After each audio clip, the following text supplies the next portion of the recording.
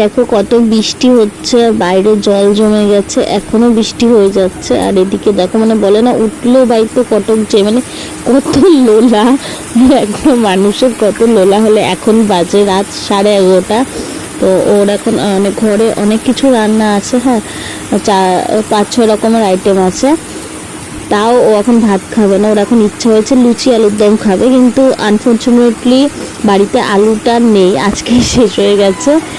আর এখন ওর খেতে ইচ্ছাই করছে, এই কারণে ও এখন অনলাইনে আলু অর্ডার দিল, যে এখন তাও বানিয়ে খাবে, মানে ম্যাক্সিমামটাই ওই সব করবে। কিন্তু হ্যাঁ মানে আলু ছুলে সিদ্ধ করা, ময়দা মাখা ওই সব করে দেবো, আমি জাস্ট রান্নাটা করে দেবো হয়তো।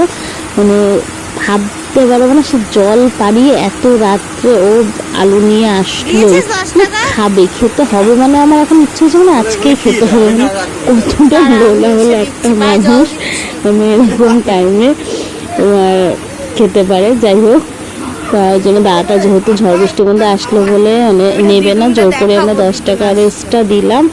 আর এদিকে দেখো ভয়ও পাচ্ছে, বলছে আমার বাড়িতে বলতে না।